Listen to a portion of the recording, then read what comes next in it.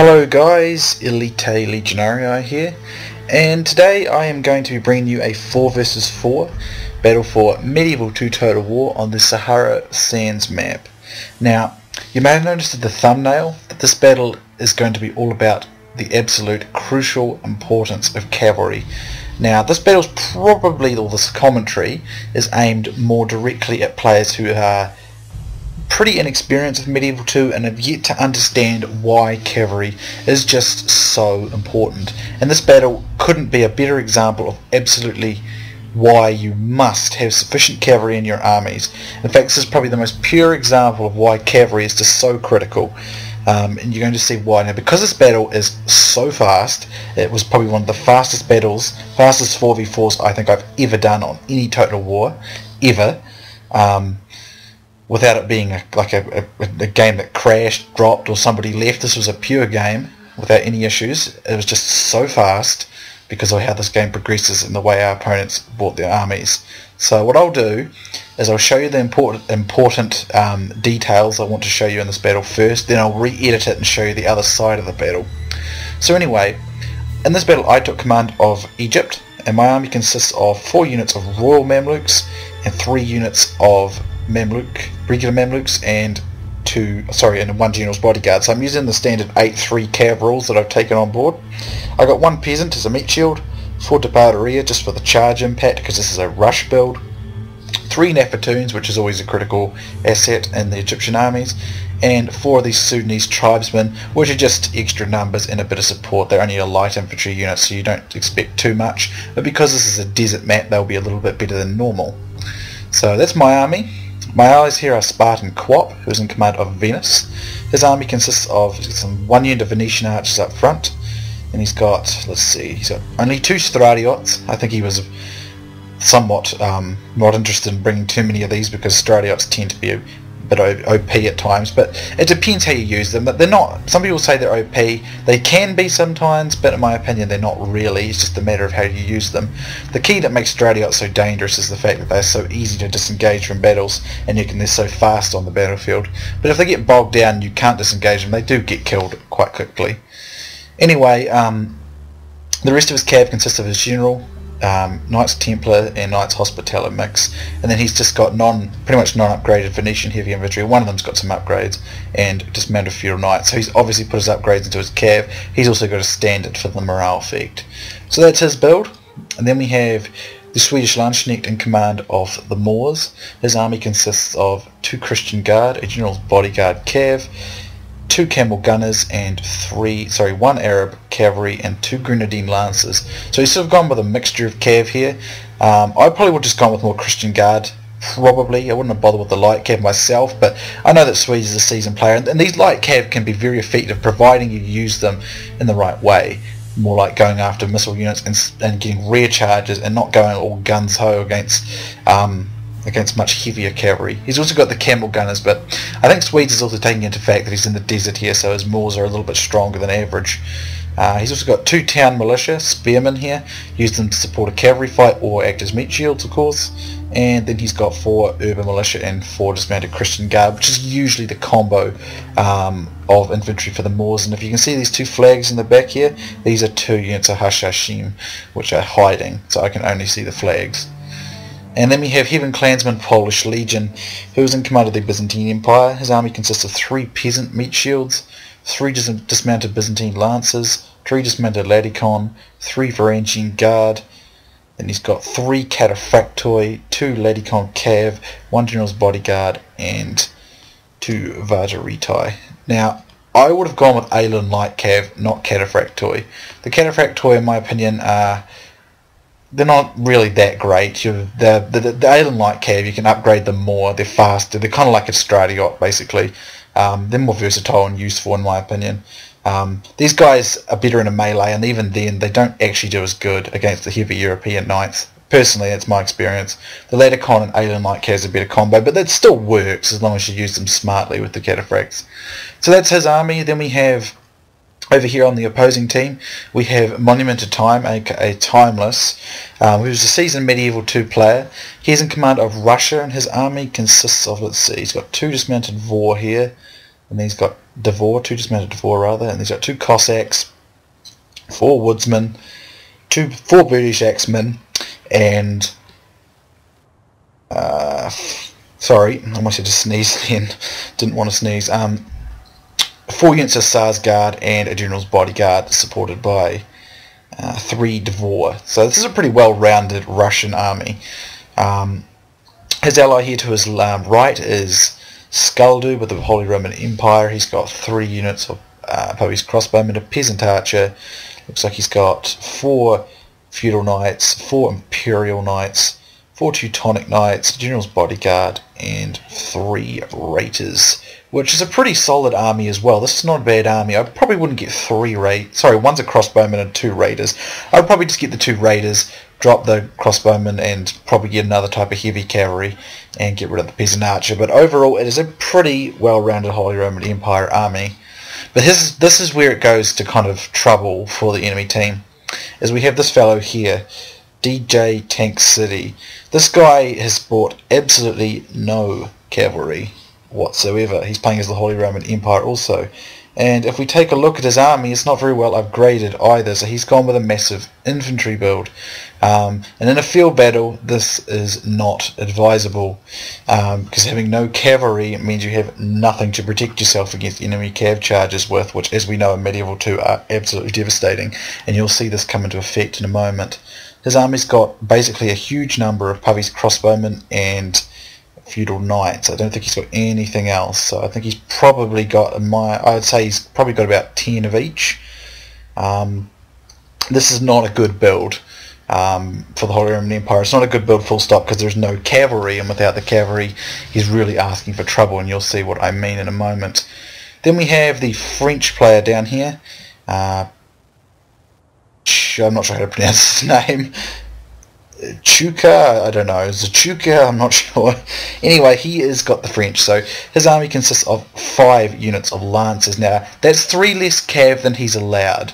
He's allowed 8 cavalry with these rules. Now, in my opinion, if you're going to go with the 8-3 cav rule, I would not recommend going under 6 cavalry. If you want to bring a little more infantry or missile units and have slightly less cav, that's fine, but I would not recommend dropping below 6. This guy's only got 5, plus he's made the mistake here of bringing all lancers. Now, lancers are a deceptive unit for Medieval 2 Total War in that they are very expensive and they've got very impressive looking stats, but lancers are only to be used on the charge, because if we come down here they have no shield whatsoever, and this really cripples their melee combat. When these guys get stuck in a melee, the only thing that helps them survive is the fact they've got lots of armor, but they will lose to a great deal of other heavy cav that have a shield, because they're getting minced by enemy attacks and they've got no shield to defend themselves, whereas their attacks get blocked by the shields of other heavier cavalry. So you have to be very careful when you use lancers. They're absolutely fantastic for charging, very good charge, some of the best charging cav in the game, but only use them for charging, because otherwise they do not do very well, and you'll see this come into effect during this fight as well. Then the rest of his army is just a mixture of dismounted chivalric knights. Actually, I think it's all chivalric knights, which isn't cost effective, because once you exceed 4 of the same unit, and every unit progressively, it costs extra amount of money. So he would have been better to get 4 chivalric knights, 4 feudal knights, and then a couple of other units, because this is going to end up costing him excess money. So these 2 guys are, I don't think, very experienced. But anyway, what you're going to see here is me and SpartanQwop immediately like, well, this guy's got no cav, so let's just cav rush him. So that's what we're going to do. So as you can see, I'm bringing my cav up here. You can see I'm bringing my Royal Mamluks up. And now with the Royal Mamluks, they don't have a big shield, but they still have a shield. And they have a mace, so they're still good in a melee, and that always helps. Even if it's a small shield, it makes a big difference. So having a no shield at all is why those lancers don't do too well. But anyway, we see that this guy's just got no cavalry, and he's already making a mistake. although it's essentially he's running down to his French ally. Instead, what he should have done is probably run backwards and let his French ally come to him, because now he's going onto lower ground, which is giving us a downhill charge, which is only going to make our cavalry charge all the more destructive. So this Thradiot's being the fastest cav here are going to lead the front, and they're going to get a rear charge, so crash straight into the back of them here. And look at this huge cord. I've sent 8 cavalry, he's sent 8 cavalry, so he's got 16 cavalry units charging him, he's got not one cavalry unit to defend himself with. So we come thundering into his army here, and we're going to pull out. Now the French cav's coming over, and he's only got 5 cavalry. That is not nearly enough. And so what happens is we keep charging, and this army's just become a big cluster now, and he's hugely out of position, and now his missile units are undefended, so we can just charge everywhere we want. And at this stage the Lancers here, they don't get their charge, and you're going to see me get a charge in on them, and then we're going to go into a melee fight, and you're going to just see my Royal Mamluks and regular Mamluks absolutely thrash the living crap out of these Lancers, because these Lancers have no shield and they're going to get absolutely stomped. Over here this Holy Roman Empire army is just a huge blob now, and it's just going to keep repeatedly getting charged by the two of us. At this stage I've also noticed these units are vulnerable here, so I'm charging them with my Mamluks here from multiple sides, as you can see, and the French player's got no defense against them because all his Lancers are getting stomped by the remainder of my cavalry out here, and this is just allowing SpartanQwop and whatever other cav I have to charge the living crap out of this Holy Roman Empire player's army. And there you go, there goes the French general, he's out of the picture, and I've already managed to mow down 2 full units of infantry, destroy the cavalry here. The French player is completely in disarray and going to put the charge down, and he knows it's over, so he just admits there. So any kills I'm going to get in this battle are going to only be captures, unfortunately, because my opponent made a defeat before I could get the kills. But if we look over here, as you can see, this Holy Roman Empire army has just absolutely getting owned. It's out of position horribly, and now it's outflanked, and his allies being destroyed. So SpartanQwop is just charging him here repetitively, and now I've got my cavalry coming in here, and I'm just going to get rid of these missile units quickly so they can't get any good shots in, because they could still get a few. There's quite a lot of them. They could still do a bit of damage because they're armor piercing, but I'll just mow them down because there's nothing defending them, so it'll be easy enough to achieve. But if we look here, look at this, all these Holy Roman Empire units are just getting absolutely crushed by repetitive charges. And I'm going to point out here that all the casualties around here are the enemy. There's like none of our casualties at all. And I'm just going to point out too that not one infantry unit from either myself or SpartanQwop has taken any part in either of these battles. I'm going to charge from the bottom here, and he's going to charge from the top, and this will finish off the Holy Roman Empire. So that's basically 10 units of infantry from the Holy Roman Empire and 10 units of missiles taken out by our cavalry, and an entire French army consisting of 5 cavalry and about sort of 10 to 12 infantry units taken out. So that's well over 20 infantry and over 10 missiles, or about 10 missiles, and 5 cavalry taken out by 16 of our cavalry. And look at our cavalry numbers. All our cavalry is easily over 75% strength still, and we've completely wrecked 2 full armies just like that.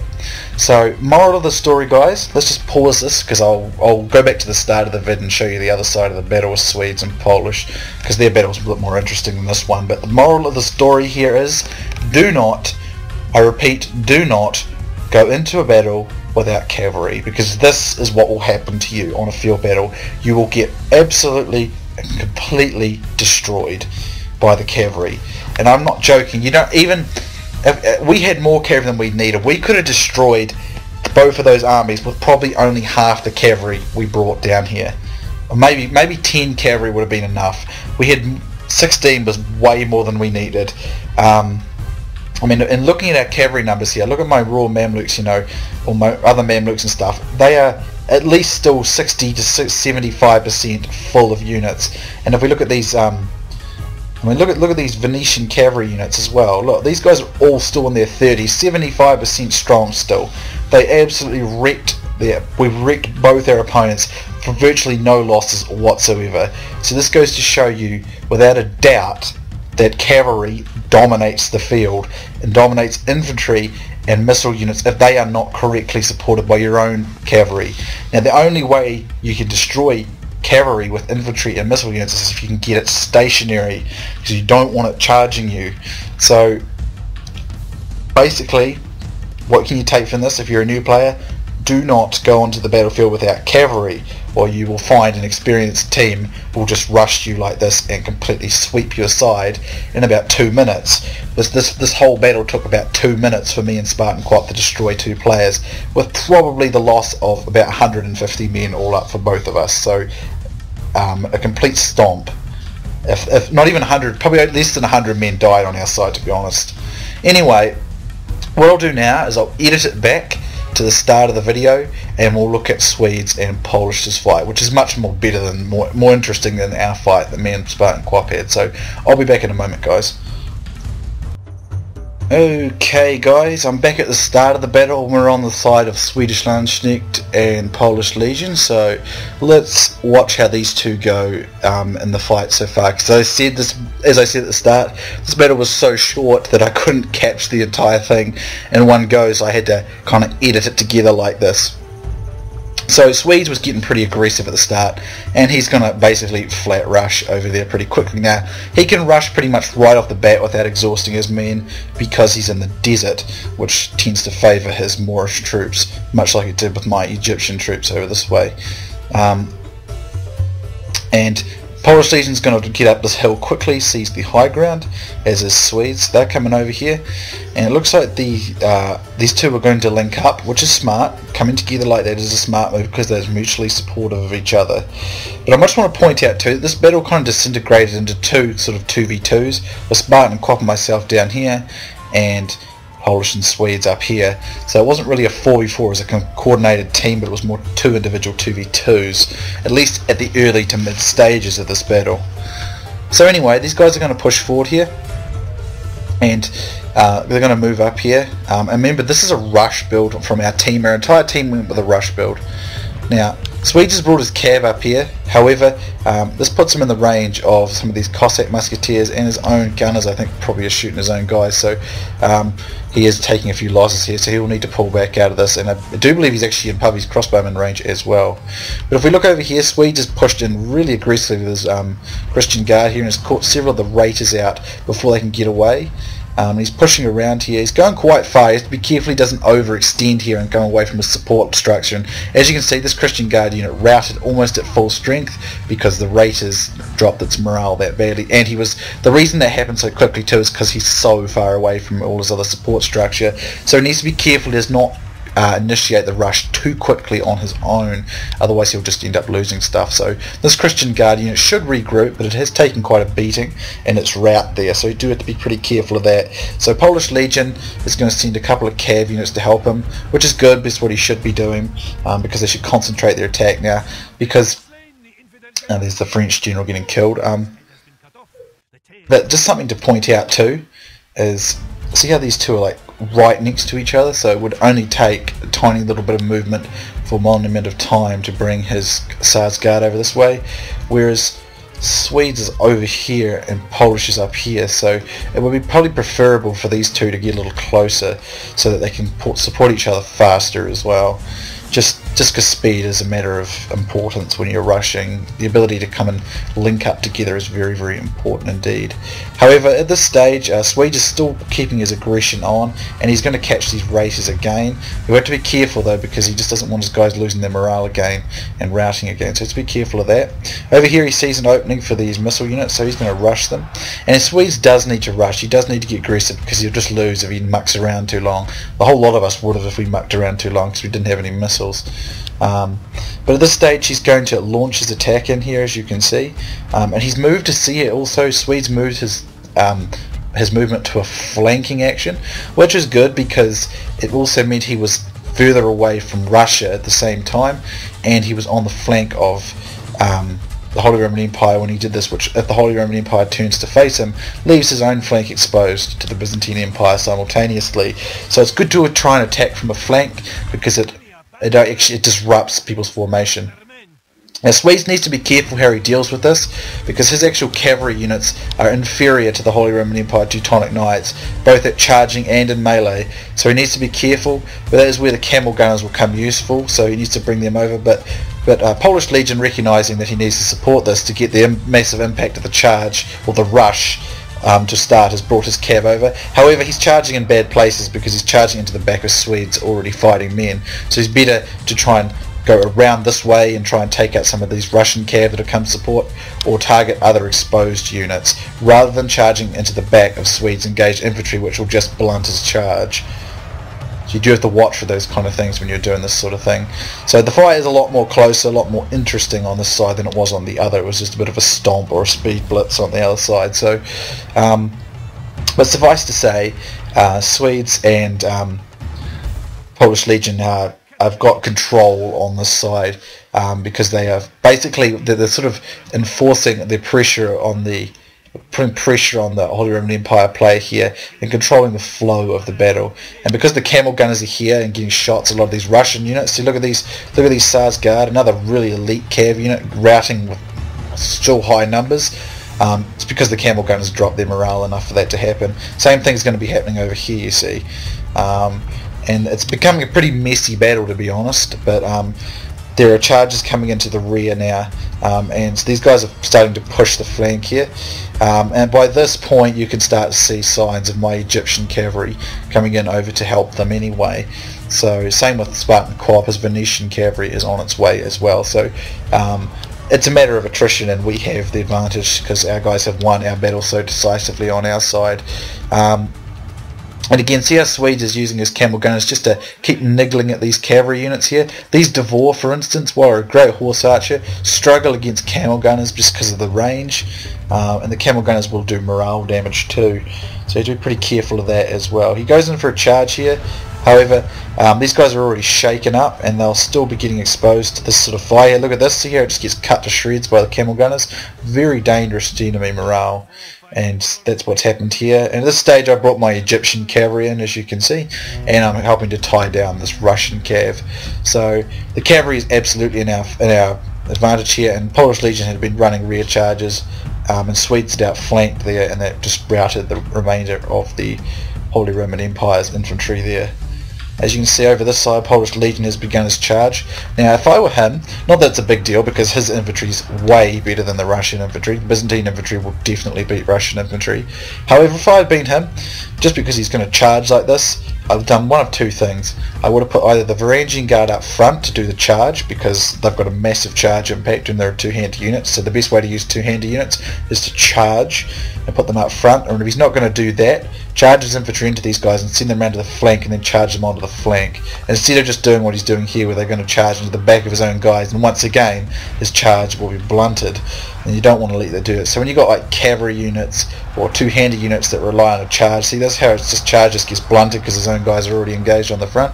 Much the same here for the Russians, but then again in the heat of battle where you're trying to coordinate all your cav and stuff, these little things do happen, but you do need to watch that. So with your deployment, if you're going to do a rush charge like that, then try and put your charging two-hander units in the front to take the front charge, or put them on the flank so they can get a rear charge.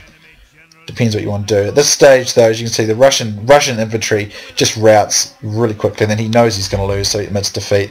Russian infantry is just totally outclassed by Byzantine infantry. There's just no contest there, and our cavalry had rolled them over on the side, and we basically came in there. So in this particular battle, a heroic victory for us, but in all reality it was mostly because these two guys here, they just did not have enough cavalry, or this guy had absolutely none.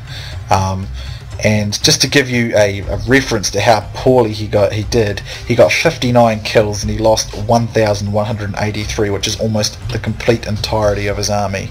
So that is why you have to bring cavalry in medieval 2 field battles, because if you don't, you will just get totally destroyed. It's just absolutely critical. If you look at our stats here, the highest kills go to SpartanQwop here with 764, followed by Swedes with 597. and then Polish with 458, and I've only got 452 here. However, my opponent kind of admitted defeat, so when I killed all his guys I got over 657 captures. So if he hadn't admitted defeat, I probably would have had a lot more kills than this, but not that it really matters. The teamwork was the whole point of this battle, and to be honest, we just absolutely stomped because we had so much more cavalry than them, and that really is all the, the teamwork was probably better for sure, absolutely, but the point is that our cavalry was infinitely better because we had so much more of it, and we just had that supremacy. And the thing is, with Medieval 2, cavalry reigns supreme. It really is that simple. You shouldn't skip out on cavalry. In some circumstances, if you want to bring some more infantry or some missile units, dropping maybe 1 or 2 cavalry is fine, but I wouldn't recommend dropping too many cavalry out of the lineup, because it is extremely important to have the cavalry, because cavalry, as you can see, can wreck any infantry and missile units if it gets good charges into it, and that's the key. So if you look here at my kills, it's all with my cavalry, obviously. Some pretty high kills and some enormous captures because of that French player admitting defeat before I got to finish him off. But suffice to say, this battle just is it's basically, for any seasoned or even just sort of averaged every now and again Medieval 2 player, this isn't any news to them. They are aware of this sort of thing. But for a new player, it's again just absolutely crucial that you have cavalry in these field battles, because it'll just be a stomp. If you don't, you'll get absolutely wasted. And I'm not trying to trash these guys or anything. I'm just saying, because they had so little cavalry, little to no cavalry, seriously, they both got under 100 kills here, and their armies were almost completely destroyed in their full numbers. So, whereas if we look at Monumented Time and SkullDude here, they put up respectable counts. If you look at their kill counts, they match, me and Polish. They're close to some of our kills here, But the point was, their allies were so ill prepared for the battle that by the time these guys were fighting, and they were holding their own, me and SpartanQwop just rolled into their flank and it was all over. And this battle literally took 5 minutes to do, pretty much, if that. About 5-10 minutes at tops. It was the quickest battle in history, pretty much. And that's just what I want to say with the cav there. Anyway, several of these guys have got channels: SwedishLandSknekt, Polish Legion. I'm not sure if SpartanQwop has a channel or not. I'm not sure. If he does, I'll find out if he does, and I'll link it. If he doesn't, he doesn't. So, anyway, thanks for watching, guys. Hope you've enjoyed it. Hope some of you new guys just learnt this little thing. Always remember, cavalry is so important. The most important thing ever in a field battle, pretty much. So be sure to bring some. So thanks again, guys. Hope you've enjoyed it, and thanks for watching. And I'll see you soon next time.